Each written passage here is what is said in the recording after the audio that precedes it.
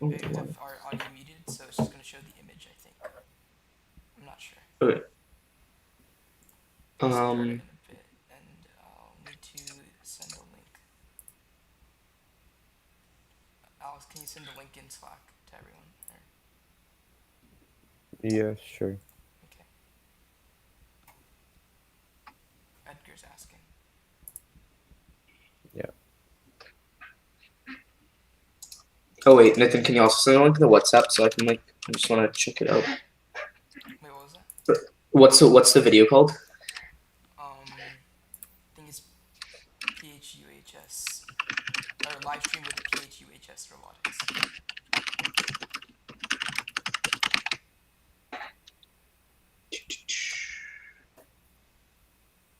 It should just show. Okay, there it is. Oh, I see. I see. Can you hear anything from the stream, or is it just? I haven't clicked it yet. Oh. Okay. Oh yeah, you can hear. Yeah, there's definitely audio. Okay. All right. All right. We're live. Yep. All right.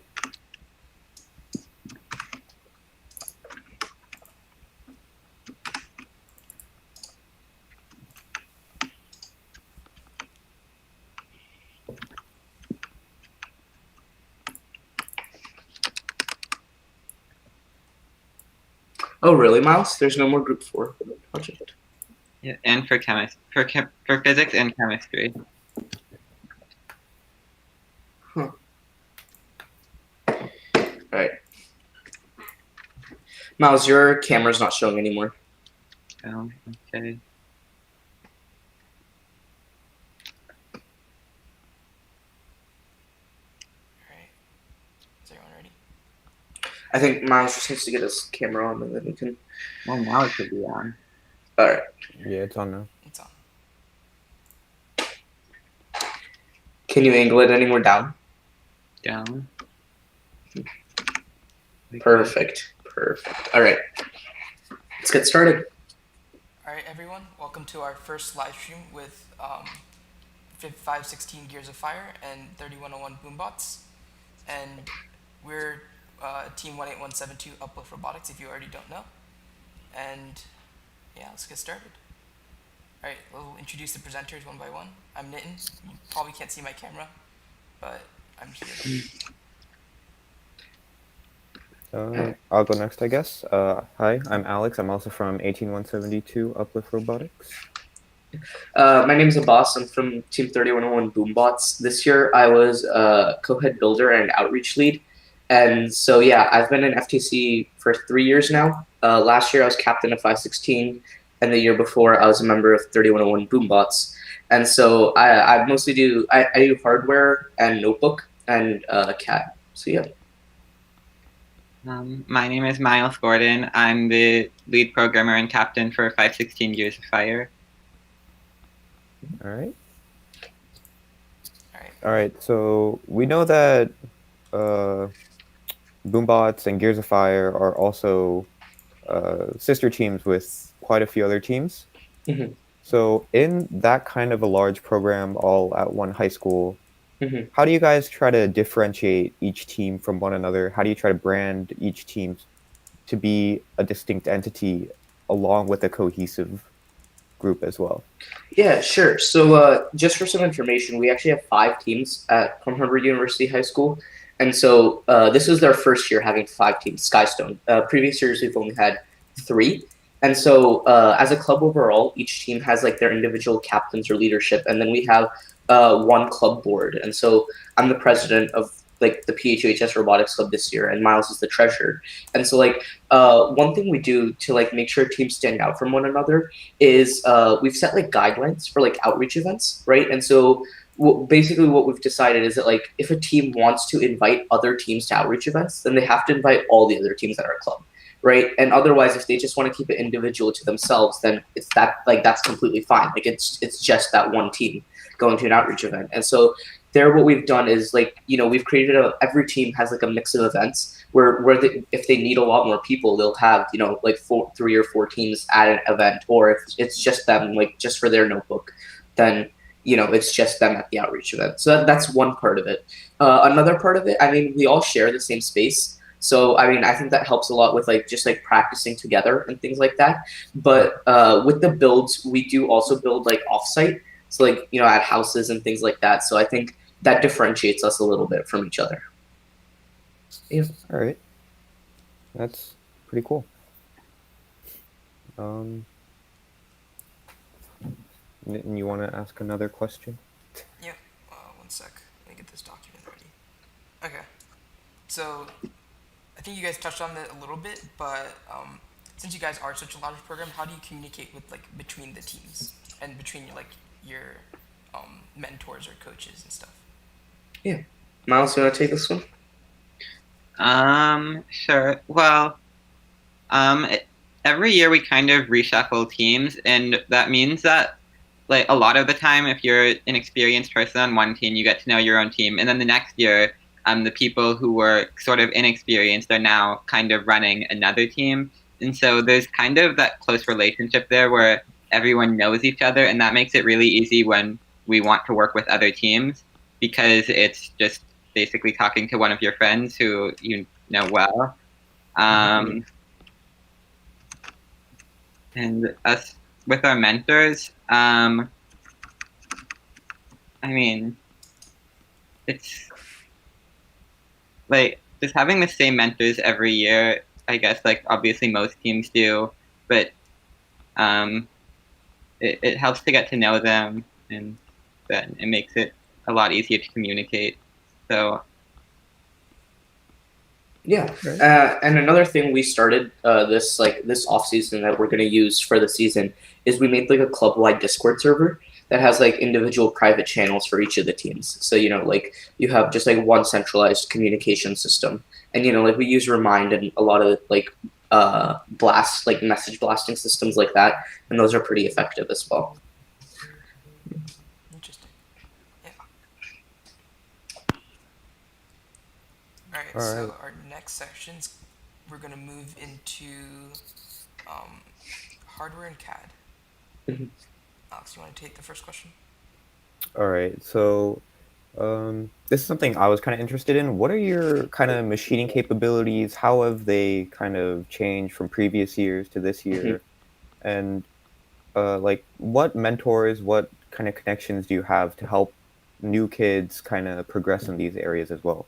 Yeah, so actually, one thing, sir, that I think is kind of surprising about our program is this year my team 3101 Boombots are I would say almost 100% of our robot was like completely custom. We might have had like 1 or 2 pieces of Activotics channel on it, but other than that, like everything was completely made by ourselves. And even Miles's team, he had like a rookie build lead, and they're like I'd say like 95% of their robot was completely made out of wood. And we don't have any sponsors yet that have like machining capabilities, but a lot of our sponsors do give us like parts. So, like like every year we go to one sponsor and we get like aluminum plates, and then like a different sponsor, like one of our team's parents like works at a plastic supplier, and so we can always get like polycarbonate sheets from there. And so all of our stuff is like hand cut by us, or like it's always cut by us. It's not machined by anybody else. So just like bandsaw. We've used a lathe before to make like pulleys, but that was just in like relic recovery. But yeah, it's mostly just like bandsaw, drill press, sander, grinder. Like the basic machine tools, like shop tools. So yeah. That's really impressive. Yeah, and so I mean, one of our mentors who's been with us for like 9 years now, I think. He has a pretty like really good wood shop in his garage, but like he's converted some of the tools to use like metal cutting blades and metal cutting bits and things like that. So that's really where we learn like a lot of the things. And at our school, we have like a bandsaw and things like that. So yeah, that's like where that's like the extent of our machining capabilities. So yeah. All right. Mm-hmm. What about you guys? Like, what are your machining capabilities? So this is our rookie year, so we're kind of still, in terms of like what we have as a team, that's kind of still just building up. One of our mentors has a decent supply of like the basic tools, saws and drill presses and stuff like that, just the basics. But we also do have, how do you call it? Would you just call it a sponsorship? I guess you can just call it a sponsorship. So we have a sponsorship with a company that has a water jet. So we're starting to use that as well. So cool. Yeah. We're doing an off-season project, and we got water jet side plates for this year, drivetrain parts. Oh, and then another resource we have are 3D printers. So again, like one of our mentor's sons, he was like he used to be a part of robotics, and then he like graduated, and now he's a 3D printing company.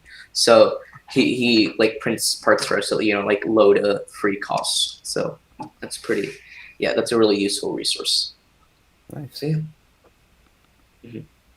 All right. So the other thing that we wanted to talk about with hardware and CAD was kind of the general design process from prototyping to CAD to final product. Sure. So actually, this year we took a new approach to that for Team 3101, and like I guess we've always sort of done it this way, but we never like really documented it. So I can share my screen. I can pull up our notebook. Let's see. All right. Let me share.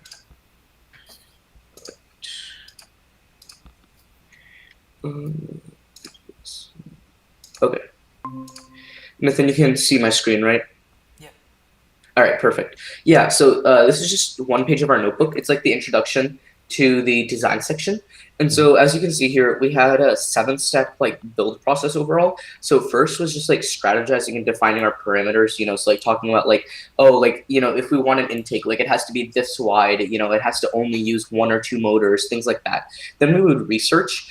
Researching was mainly like looking at like past year's games and like past robots, or even people who have done like robot on 3 days builds and seeing like what they did and, like what was successful there. Then after that was just doing drawing and prototyping. So just, for example, I can show you with our intake section after this, but, just like trying out different types of wheels and different shapes and things like that to see how all of that works. Like, for example, in Skystone to like intake stones. And then after that, we started CADing our initial designs up. And then after that, it was building them, testing them, and then iterating them. So if I go over to our claw section over here, our intake section. Okay, so yeah, when we were talking about like defining parameters, like we knew we wanted it to be like really light and compact with like a minimal design. And then one thing we were researching was like looking at recycle rush intakes in FRC and relic recovery intakes in FTC. And so, like we took a good look at teams like Cheesy PHUHS 254 and FRC and like Gluten Free and FTC and teams like that. And you can see here for prototyping, like we had a bunch of different prototypes. So this was like one of our designs. And then over here, you can see with like a green wheel and a foam wheel.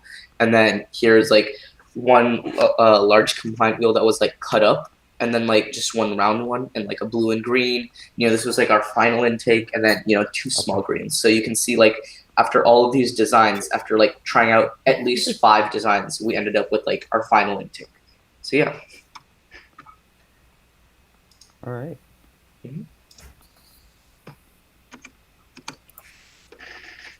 Okay. I think we'll move on to our software questions. Alright, so our first question that we had was, what kind of mechanisms or what kind of algorithms do you use to make your autos like consistent and robust? So obviously consistency is very hard to achieve. And there have been a lot of times where we've run competitions not really knowing if we have a consistent auto. But in general, the things that we do that tend to promote consistency, first of all, a lot of it comes down to just the hardware, like making sure that your wheels aren't going to slip or anything, because most basic autos just use the encoders on the wheels for movements. And if with your build, your wheels are slipping, then that's going to create a huge challenge for you. And also with weight distribution, if it's not even, then your robot's going to start to turn one way while you're trying to move straight, and that also creates another challenge. So part of what we do to make our autos consistent is just involves making sure that the hardware is conducive to a good auto. But there are some ways you can mitigate if your hardware team can't really get a proper weight distribution.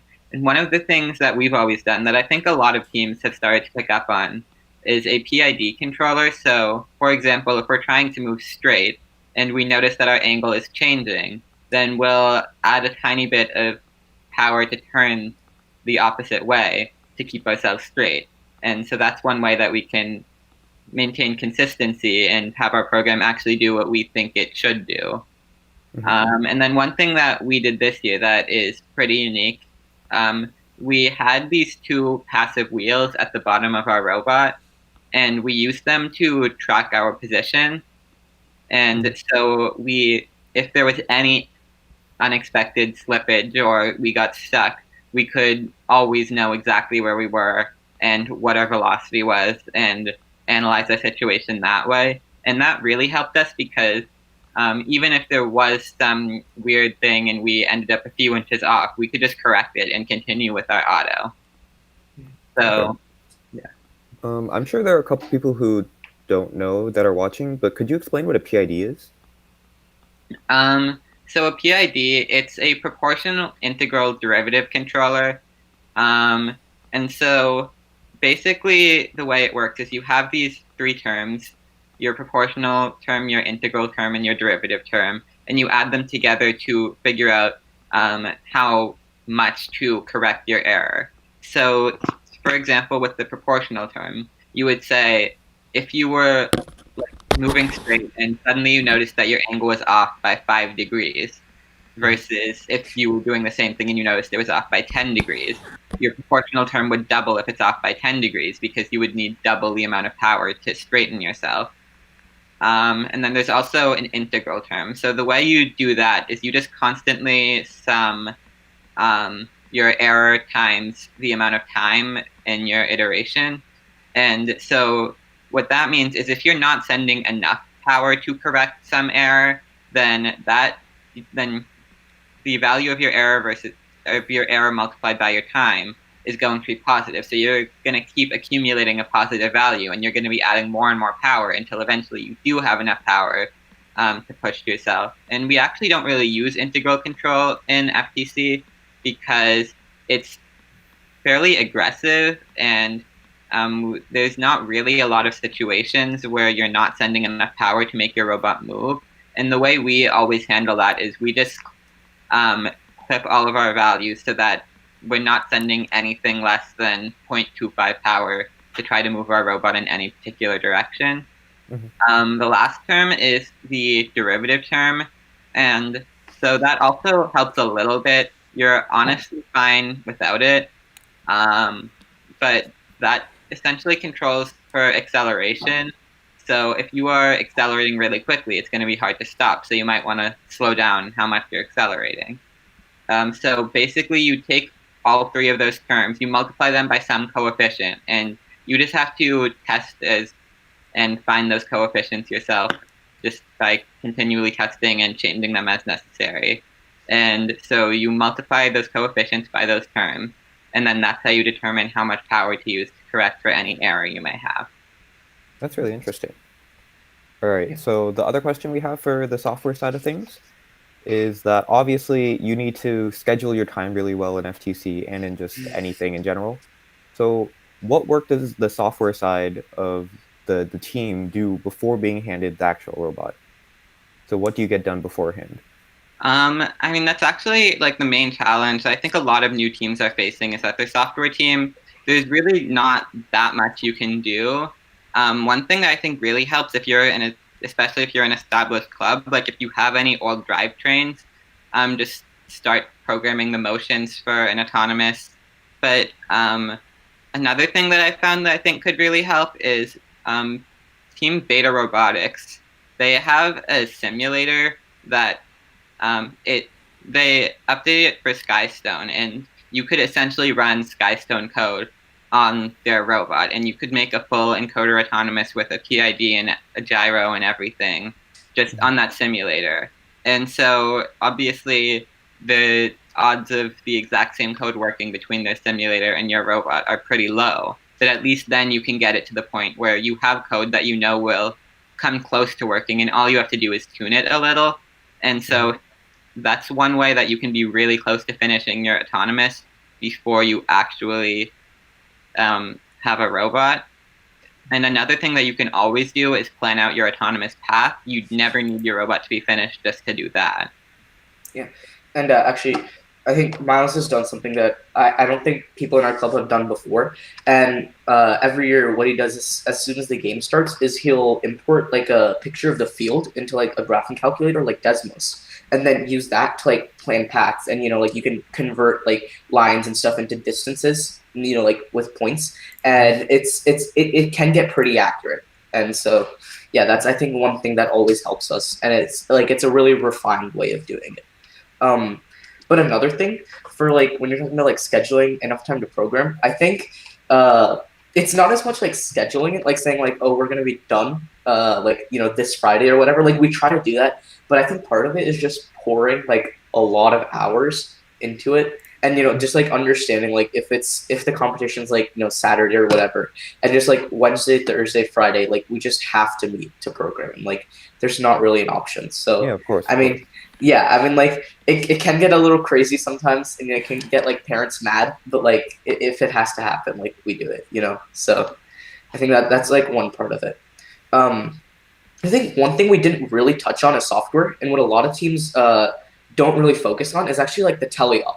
And I know personally, like on my team this year, our teleop was like a really big focus of our programming. And we spent a lot of time refining it and putting a lot of automations in it. So if you go back and watch our videos, like you'll notice our stacking is very, very efficient and really quick. And one of the main reasons it was like that was because of the time we spent on optimizing our slides, both hardware and software wise. And so software wise, a big part of it was working with like it wasn't like a full PID, but just working with the slides to have our acceleration and deceleration like both on the way up and down like as efficient as possible, right? And so like one thing we were trying by the end of the season was like getting the slides to just crash on the way down and then just like slow down or almost in reverse power right at the end, just like slow them down really quickly. And this would make us have like really quick cycle times, And I think that's something that people don't always think about is like automating your teleop like as much as you can, because that really helps during matches. Mm-hmm. See? This isn't one of our pre-done questions, but what kind of framework do you have for your code? I think this is something that Miles can probably answer better. Yeah. So one of the things that I did during the off season last year, I basically just completely changed the framework for my code. So the way ours works, because as I said, we have the system that completely keeps track of the point that we're at. So we just have a method that can strafe from one point to another. And so we never have to turn. And so it's very efficient. And it also detects when we're stuck. And if we get stuck on something, this goes backwards the other way and then moves sideways a little and then continues the motion. And so our whole autonomous is basically just telling our robot to move between a bunch of points. And then every year, depending on what our robot looks like, we add parameters like whether some secondary subsystem like an intake should be on and when it should turn on and like where everything else should be that's unique to our robot. And then as far as teleop, obviously teleops change a lot between different years, but we essentially use the same drive code every year. And I would definitely recommend that for pretty much any team, chances are your drive code isn't going to change that much. So you should definitely save it. And then you can improve it as you go on, but you never have to completely rewrite it. And one thing what we did for the year before when we didn't have our odometry module that would track exactly where we were, is we would just use the encoders on our wheels to estimate where we were. So we would say, if we knew what point we were starting at, and we knew what point we wanted to go to, then we would just turn our robot to face that point and then calculate the distance and use our encoders to move that distance. And then we would just say, we're probably approximately at the point we just told the robot to go to. And so we would keep track of our point that way and essentially do something very similar to what we did this year. So that's kind of the framework that I guess we use, and I think it's really helpful. Yeah, I think that's something that, yeah. I know, like at least two of the other teams at our school, for autonomous, they use state machines, and so and case statements a lot, and so that's like I think it's a pretty like simple way to do it, and it's just like very straightforward. Your first case, second case, third case, so on and so forth. But yeah, I think Miles, do you have like your Skystone code on you? Like, do you want to share your screen and show like your one of your autonomous programs? It's pretty cool. So it's just like one method, and it has like 10 different parameters in it, and so you just fill out each parameter, and the robot does what it has to do. So yeah, but you were saying, Alex? I'm up on GitHub because Android Studio is going to take forever to build. That is true. All right, so while he's doing that, I just wanted to say that I think that is something that we've noticed a lot in FTC, the switch from like the wheel encoders to the odometry pods. I think that's really making the autonomous portion of the game a lot more sophisticated and a lot more competitive. Yeah, definitely. So it's something I've noticed even between FTC and FRC, where the software portion of the game seems to affect, or maybe not affect, but be a bigger part of FTC than FRC at the moment. Well, yeah, I have like zero experience with FRC, so I can't really speak to that, but I trust what you're saying. But yeah, and what do you guys do? Like, do you incorporate teleop automations a lot, or not so much, or I don't know if Nitin knows too much about the software side of his team. We did do a little bit of automation. So for grabbing the foundation, when our robot lined up with the foundation, we'd have a button to line up with the foundation, and then once the driver moved towards the foundation, we'd be able to automatically lock onto the foundation and then start pulling. And did you guys have were you able to stack multiple levels this year, or were you one of the bots that just quickly delivered stones, like a feeder? Yeah, so on my former team, we were one of the feeder bots, so we didn't actually have a stacking mechanism. So our automation was mostly through the intake and foundation and parking tape. Yeah, I know personally, we had preset levels, and so every time every time we would place a stone, the level would automatically go up, and so you just have to click one button just to automatically go to the next level and just keep stacking, and that was really efficient. You'd waste easily reset it down to level 0 just in case your stack fell over, or you decided to start a new stack for stability, or whatever. So that was also really helpful, personally. Yeah. All right, it seems like we have some code up. Oh, yeah. Okay. So this was my code for this year. As you can see, the basis of it is basically just depending on where the Skystone was, we would add all of the points that we wanted to go to, and then if we scroll down from here, our whole loop was just we would take our current target, and as you can see, our target had a bunch of parameters like what point we wanted to go to, our angle, and then things about what speed and how close to it we were okay with stopping, our claw position, how long we wanted to wait between the points.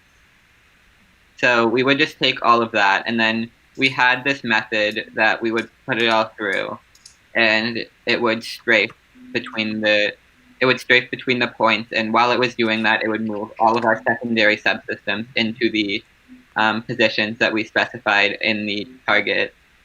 And so that was the basis for our whole code. Wow. Alex and Nathan, just looking at the chat, Jake Greenstein said, is it worth to have odometry? Last year it seemed like it was, but in other years to have a good autonomous, odometry wasn't as apparent. Jake, I think you have a fair point saying like, in other years it hasn't been as apparent. Personally, I know in Rover Ruckus 3101, like when they won the world championship, they didn't have odometry for their autonomous, and they still got like the full 80, 85 points, wherever it was, for autonomous every single match they played. So I see your point there. But my view on it is resource-wise, I don't understand why you wouldn't have it, because odometry pods, they're not very game specific, right? So you can just like reuse your pod from year to year and maybe make slight changes, like, like add something so you can easily go over like the Sky Bridge this year, something like that. But your odometry pods and code for it can all be made over the summer, right? So it's not interfering with your season time and like your build time in the season. And also like resources like on the robot, like I guess space might be an issue.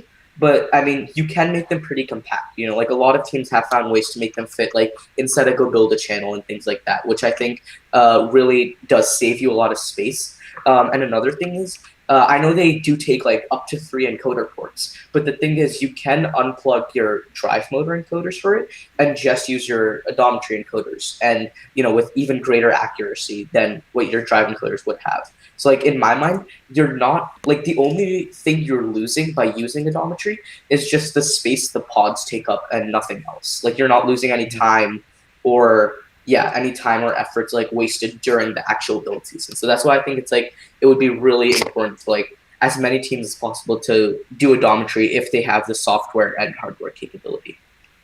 Yeah. Yeah. I think what you gain by using the odometry is the precision that you can't get with any other system that we've seen so far in FTC. And consistency. Like consistency is like, I think it's the most important thing when it comes to autonomous or teleop. Because I know like in, I think it was Velocity Vortex, right? Like all of the teams, like none of them could sense the beacon colors on Minute Maid Field because of the sun, right? Like obviously odometry won't help you sense the beacon color, but like the sun won't stop like odometry from tracking and whatever. So like where it could stop like a range sensor or a color sensor or something like that. Yeah. One thing I would like to add, that you've all made really good points about how odometry could help you in competition, but obviously you never know if it's going to be necessary. Like in Rover Ruckus, it definitely wasn't necessary. But one thing that I think it does, and the main reason that I wanted to do it, is just because I think it's really interesting how that works. And if you're going to be doing anything in robotics beyond what FIRST Robotics is, you're definitely going to need some sort of positioning system for a lot of things. And so I think it's just a really interesting problem to explore, and it's satisfying to solve it. So that's just kind of one thing. Like if you're a programmer, don't like it helps in competition, but that's not the only reason you should be doing it. Like if that's your main reason, there are definitely other ways that you can make your robot work that will take less time than odometry. Yeah. All right, should we get on to like more business related questions then? Yeah. So obviously first is more than robots. We've all heard that. All right. So let's start with a bit of fundraising. So where does your team get most of its fundraising, or just some of its fundraising? Right. Do you talk to businesses? Do you go to parents? Right. So as the club's treasurer last year, I think I can answer this pretty well. And so every year we do collect dues from the students to join the club. And so that obviously helps us like with a nice inflow of cash in the beginning of the season to just buy any, like, the big parts order at the beginning of the season that every team has to go through. It really helps with that. And then another thing, for each competition, like for states and worlds, we do charge separately. Like I know, like I've heard that like other organizations and other teams, like they'll just charge upfront, like $1,500 just for the whole season, and then you don't have to pay anything for states, worlds, any of your like competitions, nothing like that. But that's not how we do it. We just do the dues at the beginning of the year, and then we charge for states, and we charge for worlds, like whatever teams make it. Other than that, our school really doesn't give us any funding. They provide us with a build space, but other than that, yeah, they're pretty separated from it. Businesses wise, I've every couple of months I try to go out like during like Thanksgiving break, Christmas break, spring break, like those times I go out and go to like downtown areas and talk to the local businesses there and see if they'll give us if they'll sponsor us, and that's actually pretty successful usually. And with parents, if any of we urge all students to ask their parents and their parents' companies to donate and sponsor us and whatever. But one thing my team made this year that I think has helped and like will help in the future was a sponsorship package. So I can share that now if you guys want to see it. And I think this is really good because it like adds legitimacy to your club, right? And it shows that you're not just like a group of students who just like want money and like want to build robots, but it shows like you're really a dedicated organization who's like really interested in like furthering STEM and and just like impacting the community. And so this is just like the first page of our sponsorship package. And we talk about like outreach we've done and our community impact. Then we talk a little bit about our design. Oh, this is an example of Miles's autonomous paths, by the way. So as you go to each stone, and then let's see here. Oh, and this is from my team's control award diagram this year to show our autonomous path.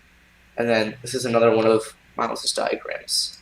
So yeah, and then so we talk about like our engineering aspect, so the design, software, and our notebook. And then we also have a budget summary. And so, that's just for like registration, robot parts, shirts, and all of those things that go into that. And we do have, let's thank our sponsors. And this is something that we started really recently, but was like sponsorship levels, right? And so like each sponsor can decide like how much they want to support us and, what they get in return. And so that's something new that we started this year, but that I think is going to really help. And then, just a little ending part. So yeah. All right. All right. That looks really nice. I think it's a great idea, especially for established teams. Obviously, our team still needs to develop some stuff before we get into that kind of territory. All right. I think it's a good segue to our outreach section. So, our first question that we had before was, let's see here. How do you, or what do you generally plan on achieving through what are your overall goals when you set up an outreach event or you look for outreach events to join? So as outreach lead of 3101 Boombots this year, and we won Motivate at Florida State's, and we were third Inspire. So I think that shows you we are pretty serious about our outreach. Personally, we did an interview with Crazy Cat Ladies talking about outreach and things like that. But really, my thing when looking for outreach is not about is this international or local? Is this a long-term or short-term outreach project? Or how many people am I going to impact? It's really more thinking is this something that I think will genuinely promote STEM in the community, or genuinely further first impact, or something that I think once I complete this, I can say I made a difference in doing this. And I think if you can do that in your outreach events, you really accomplished what you set out for. And the judges and whoever you're trying to impress, sponsors, judges, mentors, whatever, if they understand that, that's when you've done it, right? And you've done it well. And so I think personally, that's my philosophy with outreach. It's not about the numbers or how much you fundraise or things like that, but it's really about once you're done, do you think you've made an impact? And do you think the people you've impacted, are they more inclined to join FIRST or join robotics or go into STEM or something like that? But Miles, do you want to take a crack at it? So our outreach goal, my position on this is that 2 years ago or 3 years ago when I was a freshman, I didn't even know that robotics existed, much less that it was something I would be able to do. And so my goal whenever I'm doing outreach is just to make sure that everybody knows that if this is something they're interested in, there's not going to be that they're incapable of it, and that robotics exists and that people do it and it's an opportunity for them. So this year we focused a lot on visiting schools and middle schools and telling them about our club, just so that they would know whenever they're in high school, wherever they may be, that if they're interested in this, they can look for robotics clubs, and even if they have no experience, it's not going to be an issue, and just that type of thing. And another thing with this is, I think like one thing we have tried doing is like urging every member to do like at least 1 or 2 outreach events over the season. And I think that's like, Miles, is that a requirement you guys had, or like not a requirement, like something you pushed this year on your team, right? Yes. And so I think that like sort of helps, but I think what's really important is differentiating between like long-term and short-term outreach. And what I like to do is try to have like the senior members and upperclassmen focus on getting long-term outreach events, right? And something you can go back year to year and like really build connections. And while having the lower classmen or like first, second year members focus on short-term outreach events, right? So like a demo here, like a visit to a school, like a one-time thing. But eventually, like once they get all of these short-term experiences, it's going to be easier to like build these long-term connections, and so you evolve into that. So yeah, that's one of my goals when planning outreach events, things like that. Yeah, that sounds a lot. So speaking of long-term outreach events, we know you guys have done a lot of international and national outreach. So would you talk a bit about that, and if you have any tips for other teams looking into spreading their outreach efforts? Yeah. So one international outreach event we did that I've been doing for the past couple of years is I started a robotics program in India in Rover Ruckus. And so I went back this year, actually, my friend and Captain Dominic and I, we went back together this year, and we like furthered the program there. And so the way that started is it was my dad's like old school, like where he went as a kid. And so they were like, oh, like, we want to start a robotics program, or we want to start like a robotics thing at our school. And, like we've received funding from the government and stuff, but like we really don't know what to do with it at all. So they asked my dad to come on as a mentor at first because he's like an entrepreneur and a philanthropist and whatever, but he doesn't have like a big STEM background. So he asked me if it's something I'd be interested in. So of course, like I was super interested in it, and I jumped on the opportunity. So I really got that club going there. And it's something, where I stay in contact with the kids and, the mentors and things like that. And it's a really great opportunity. And then another thing that I do is I'm a host on First Updates Now, Fun FTC. And so we do a variety of shows, like interviews with vendors, like game design community or game design committee before, and like teams and, things like that. And I think the biggest thing about it is just like, you can't expect like outreach events to come to you, like you gotta go out there and have these events, like get these events yourself, like personally, I know how I got to be a host on First Updates Now. I was just watching one night in Relic Recovery. It was like a monthly recap or something like that, and like they were talking about like these stats and these videos and things like that, and I was like, hey, like I know all of this stuff, right? Like, and I think there's a little bit more I could even add.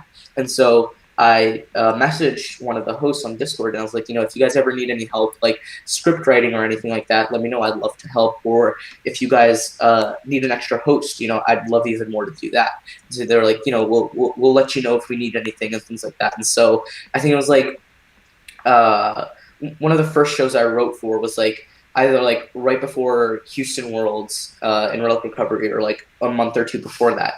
And so I was just writing the things, and one of the hosts canceled that night, and so the show was like in a couple hours and whatever. So they asked me if I could host, and I really wanted to, so I did it. And it's all about like putting your foot out there to like make yourself a presence and letting others know that you're there.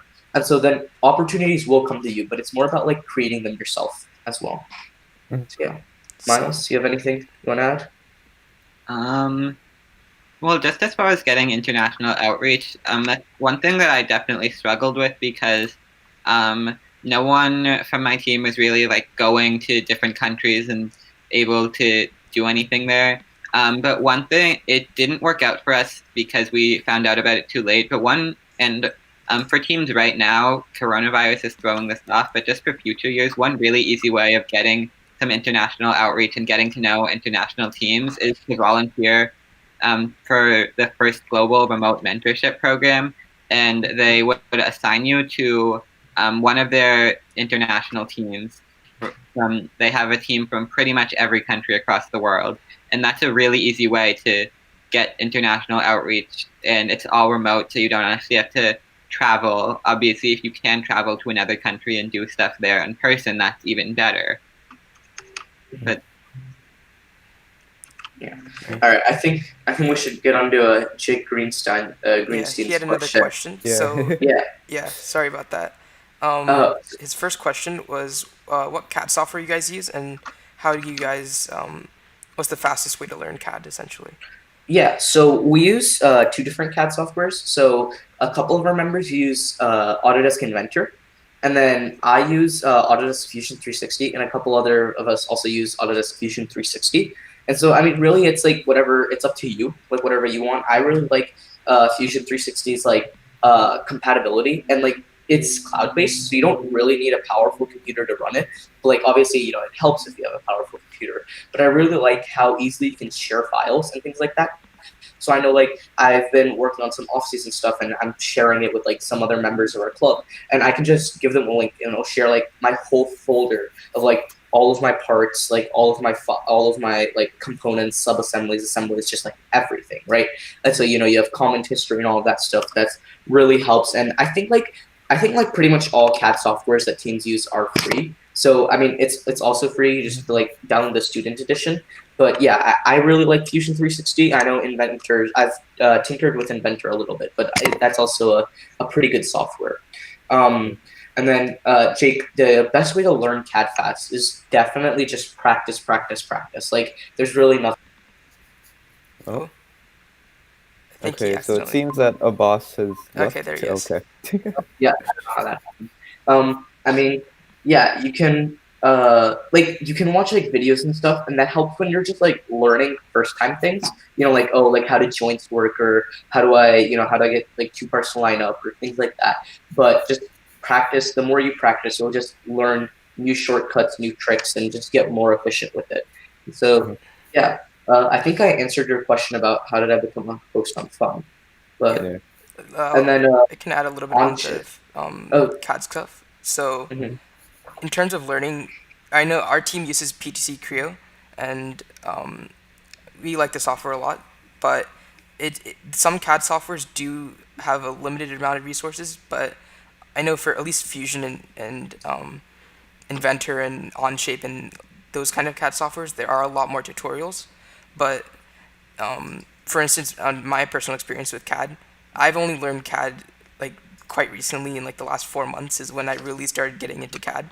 So it really doesn't take a long time to get invested. It's just putting that effort, knowing that you want to do it, and making sure that you commit to it. And once you commit to it, just go off on any kind of project you want to do, and put your mind to it, and you'll be surprised when you finish your product. Yeah. I And, would agree with a boss about having those initial videos that can really help you just learn the basics. But then after that, it really is just practice.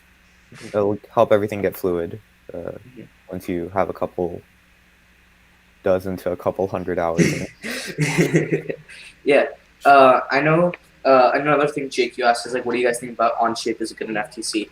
I think my view on this, I know on the FTC Discord, there's like people always like talking about like, oh, this CAD software is better than this one, like whatever. But I think really in the end, like the CAD software, like it's just a tool, right? Like it doesn't really matter like what type of nut driver you use, or like what type of Allen key you have. It's really just about how you use it. And so like in my mind, like it doesn't really matter what CAD software you use. Like maybe someone will have like an automatic belt generator built in or something like that. But that's not really like a huge thing. It's just about like what you're most comfortable with, and like what you learn first, and then just practicing with that. So yeah, I don't think any software is going to like limit you as compared to other softwares, or not in a significant enough way where it like drastically affects your season or anything like that. Yeah. I think And then it's similar to different programming languages as well, where they're all kind of different. They all have their benefits, but it really just depends on what you need to use them for and how you use them. And then Amari Patel asked, what is it like training your rookie members? Okay, so the way we structure our season, or what we structured in the past, I think as a board, we have to meet and decide what we're going to do for this year, since dates and things have changed. But what we've done traditionally is like the week school starts, and like for basically like a week and a half when school starts is we start putting up like posters and stuff and flyers all around our school, like talking about our robotics open house. And then, like 2 weeks after school starts, we have a robotics open house, which is basically where anybody who wants can just come in, and we have like a short presentation about robotics. And then we have different stations, so like CAD, hardware, software, notebook, driving, things like that. And then after that, we send out like an application, interest form, whatever.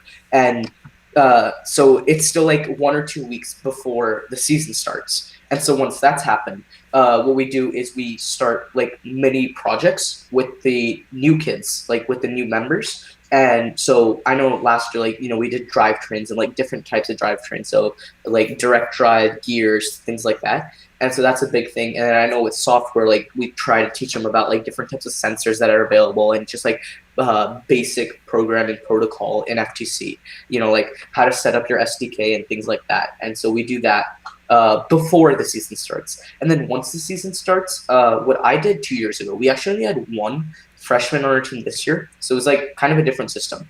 But 2 years ago, what we did is during build meetings in Rover Ruckus, we would always pair like one experienced member with a rookie member and have them work on like one component at a time, so whether it was like the intake or the drivetrain or something. So yeah, that's how we would do that. All right. Mhm. So speaking about the COVID kind of situation, what's your plan for handling that this year?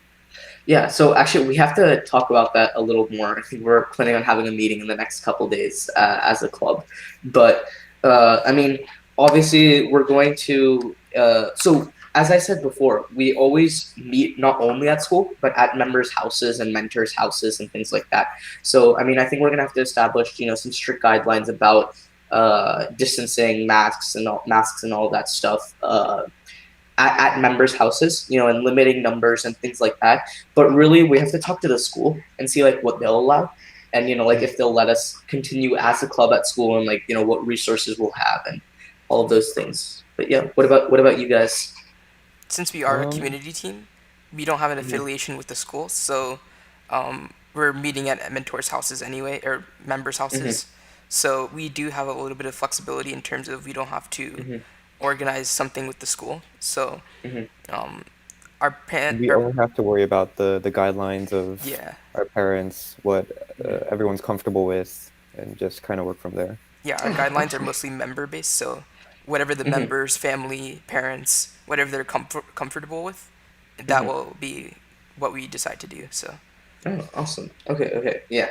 So yeah, hopefully we get like the okay from the school to just have like mentors who are safe and young and whatever. But we'll have to see about that. Riley Boyce said, "Would you say it's hard to learn a new committee for your last year?" I'm not exactly sure what that means. You guys know?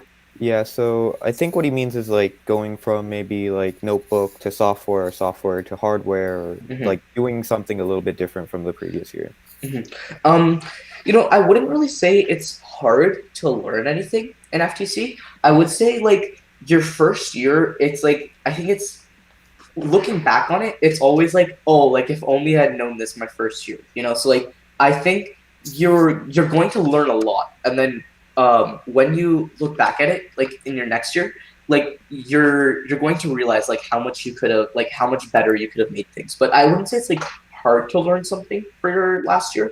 It's just like you have to really decide. Like I think personally, I think it takes like 2 years to get like really solid at doing something in FTC. Like your first year, you're really like figuring out all these mistakes and things, and then your second year, it's all about like optimizing things just to get as good as you can. And then your third year and your fourth year, that's when you have a lot of fun and you design some really cool things, or you program some really cool methods and things like that. And so yeah, I think that's my take on it. But like it's not difficult to learn how to notebook or to learn how to program. Just like learning how to do it extremely well is what's difficult, in my opinion. I think if you're if you're going between two different things on your team, you have a major advantage. Because, for example, with me, the only thing I've ever done in FTC is program, and I really have no understanding of hardware, and that's honestly held me back a little bit.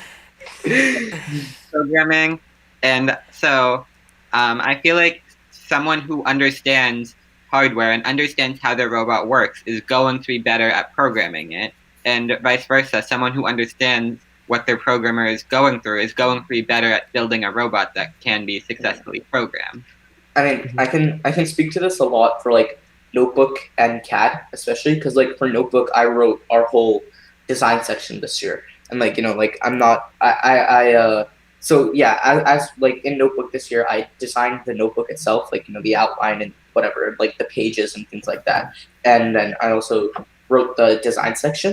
But like I know for Miles's teams, like the lead builder didn't write their design section, and like while it was good, I think there's just like some nuances and some like little tidbits that would have like enhanced it a lot if like the person who did build the robot, who did design the robot, and was really heavily involved in the design process, wrote that. So I think I think it's a lot about just understanding different aspects, and that'll help you like excel in like one place. And I know for like CAD, like it's really difficult to CAD a robot without understanding how it would work. Like I can say like, oh, like this go build a grid plate goes together like on the servo, right? But I don't know like actually how that works, right? Or I don't know like actually how much support I need without actually building it first. So I think it's a big part of it. Mm-hmm. Yeah. I think it also fits in with what you said. I don't know how much time we have. I don't know if we're going to cut it off at an hour, but We can keep going. I'll keep it short. I think this fits in with what you said with the outreach about having to like put your foot forward. Mm-hmm. I think if you just put that little effort in at the beginning, where you kind of just start it up, I think that really helps. And I think that's something I found to be one of the more useful skills that I've learned from FTC as well.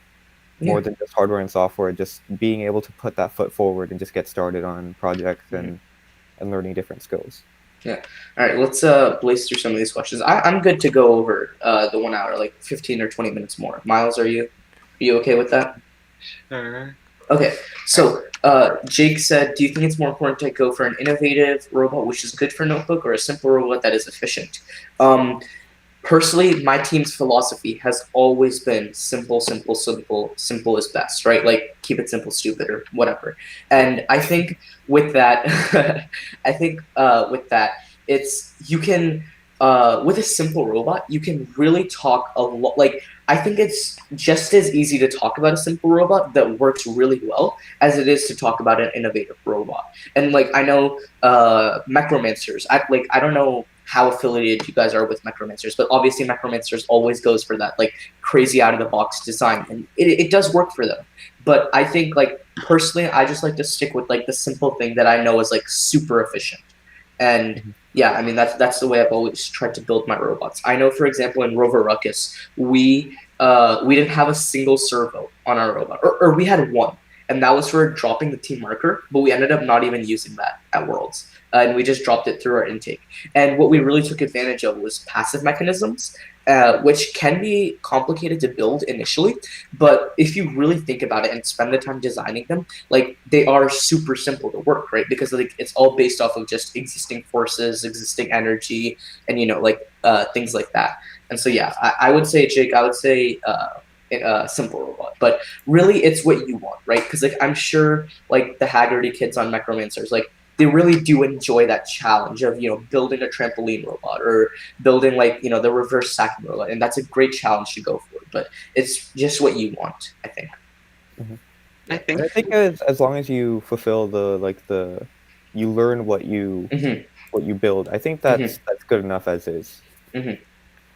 Yeah.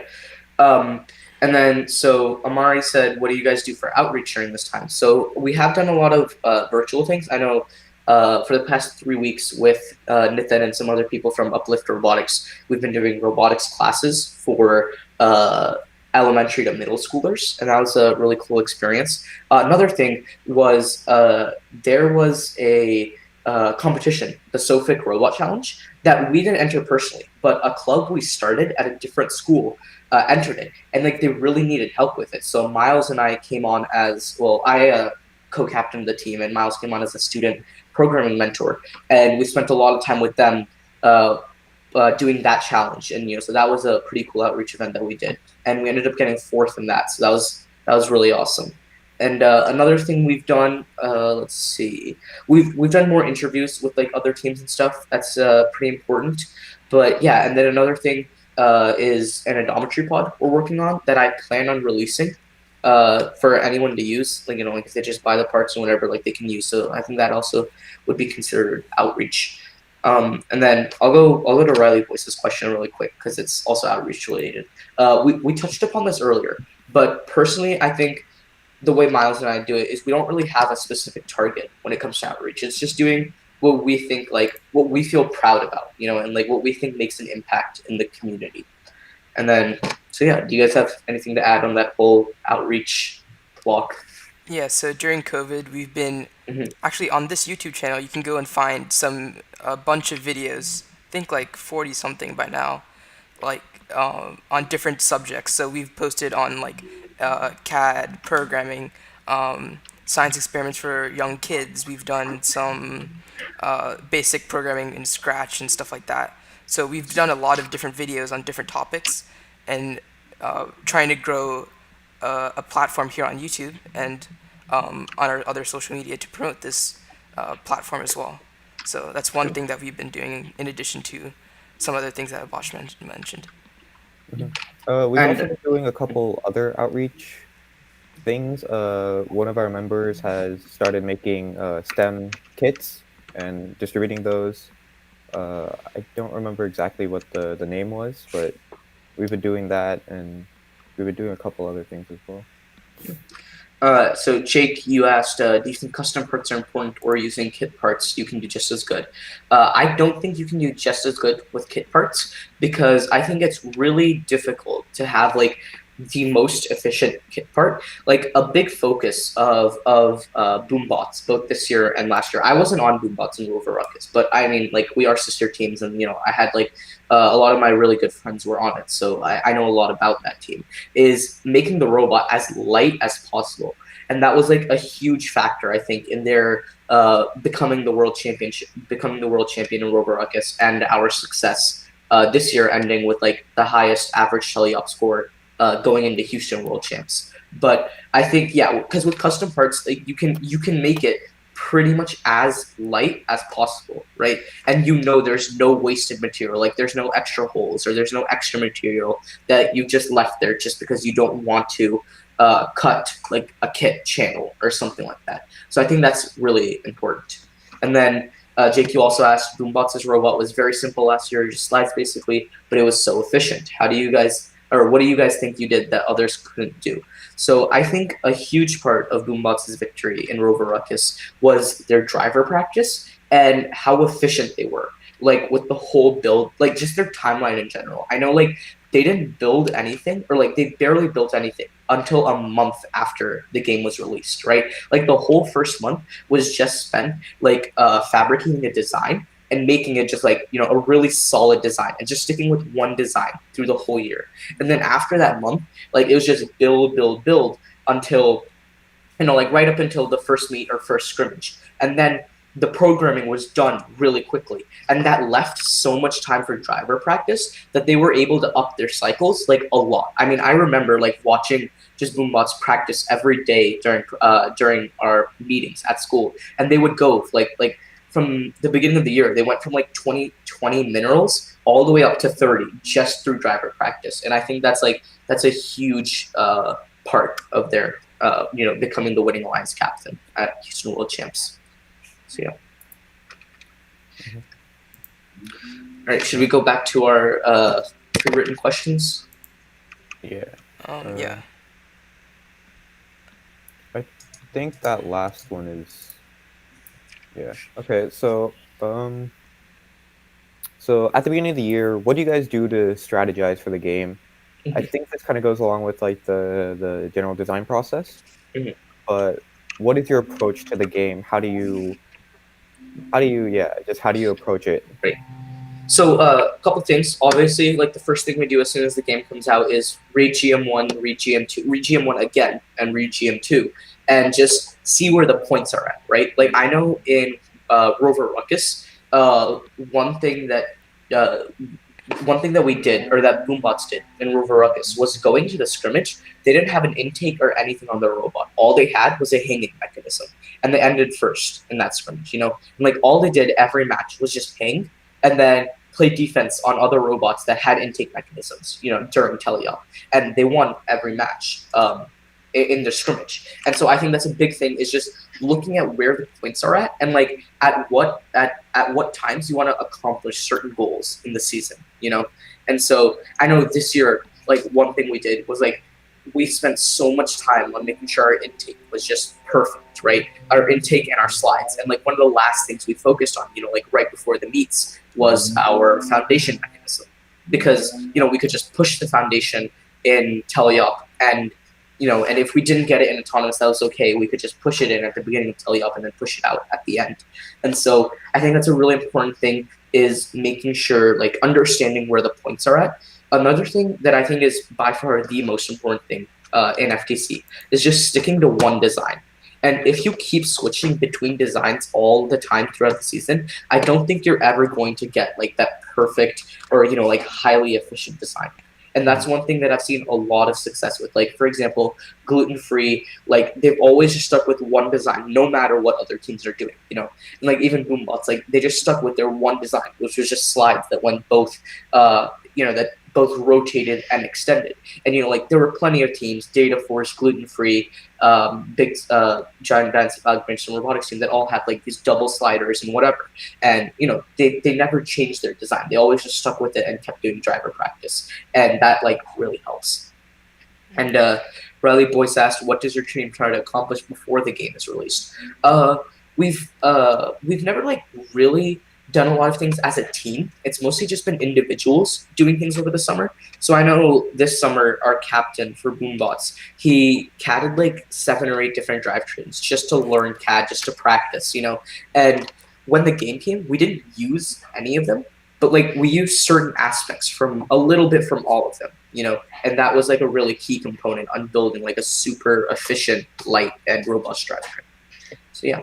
And I mean, a couple things I've been doing this summer is, the odometry pod, that's one thing. And I've been getting a couple different drivetrain designs, just to test things and stuff. And also I've been just like thinking about and sketching out different like lift ideas, intakes, things like that. Like that always helps. And just like learning from old robots, like what was really successful and how you can use that to be successful in future games. Programming wise, Miles, I know you did some pretty big things for odometry last summer. Do you want to talk about that?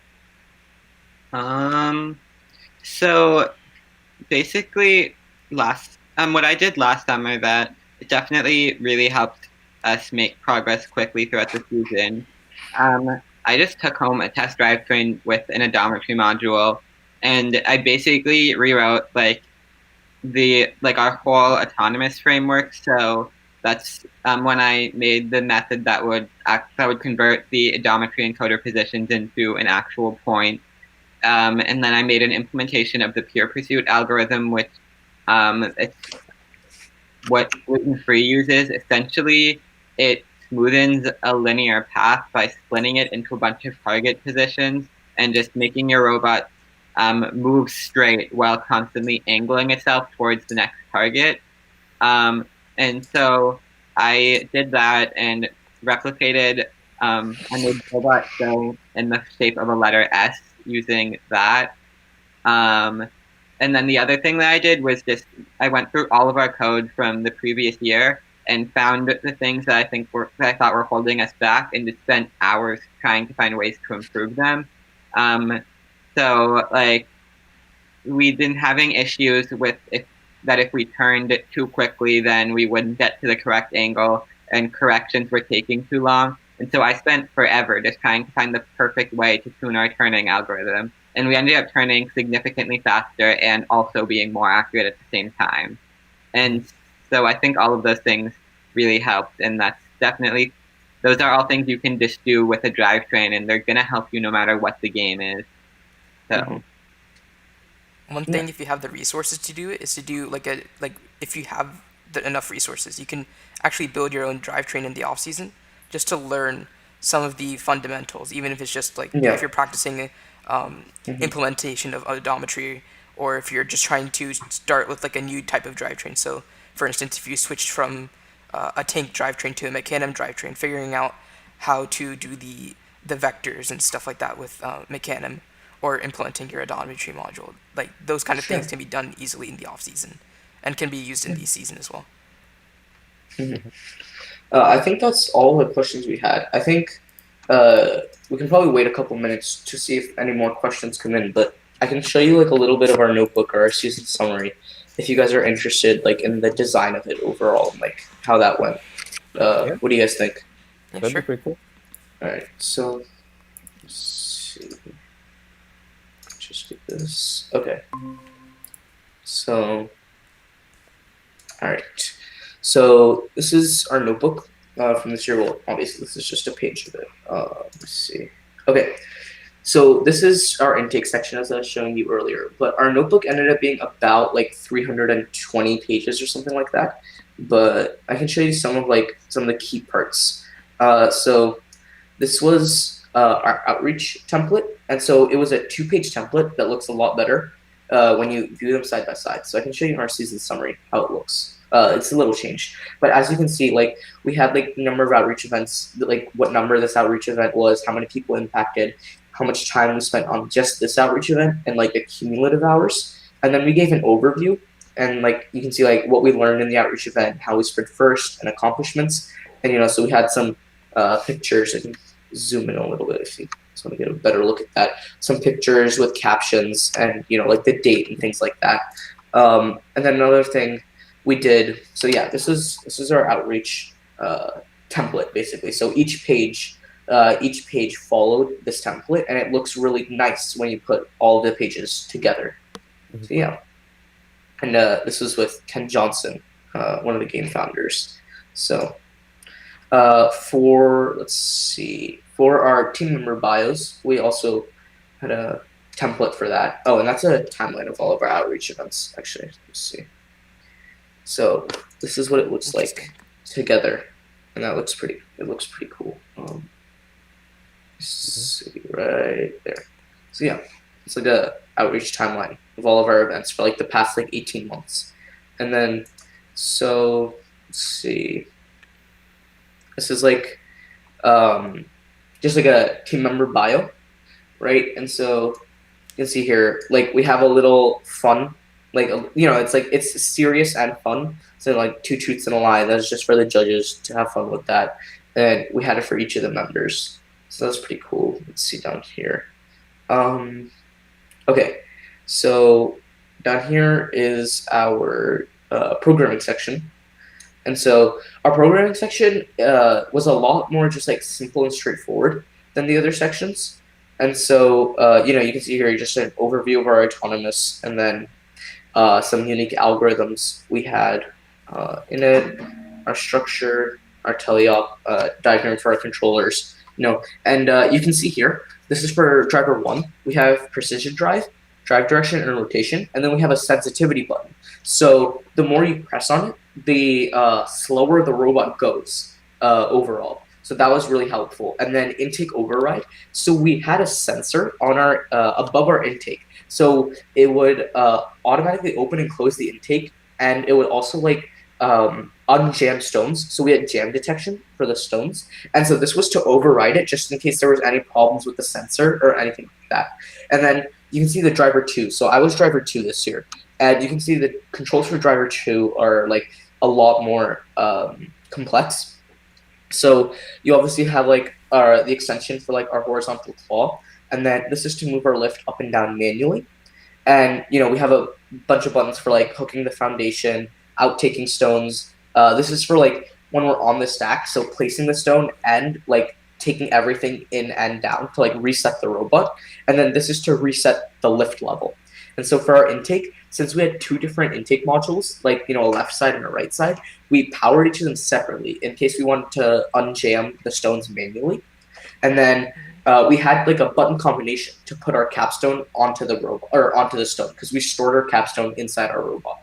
And then here you can see, you can adjust the level of the lift and move the lift up and down slowly. And so that's a little bit of our programming section.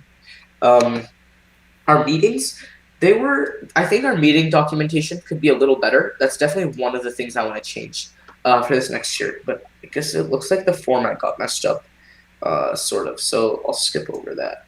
You can also show. Can I ask what you guys use to make your notebook?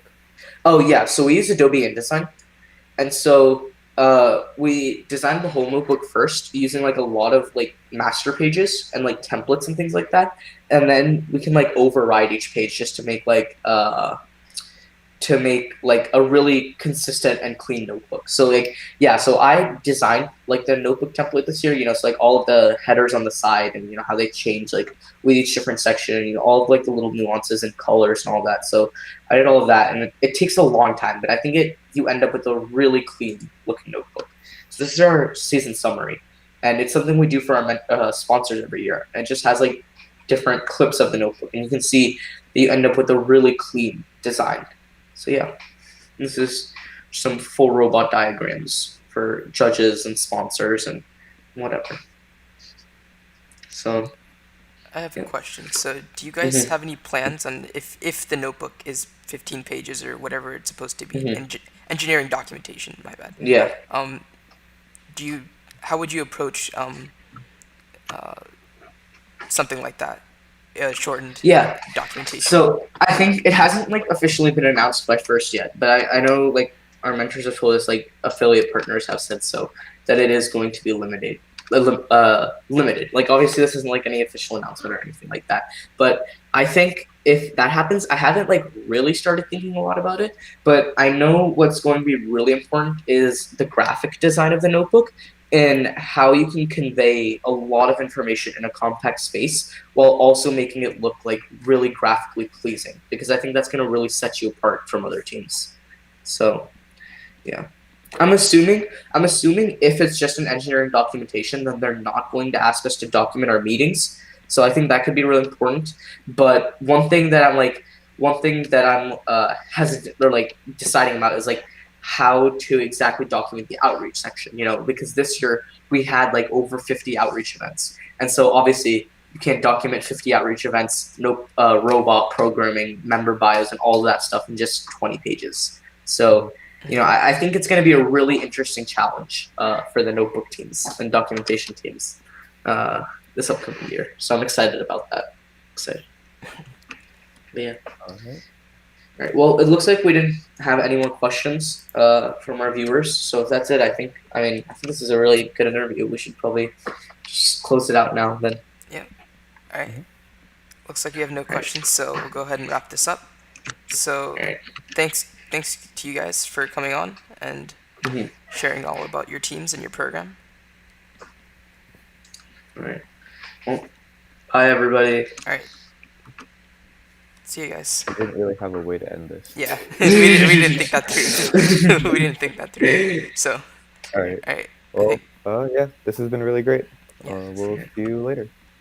Sure. All right.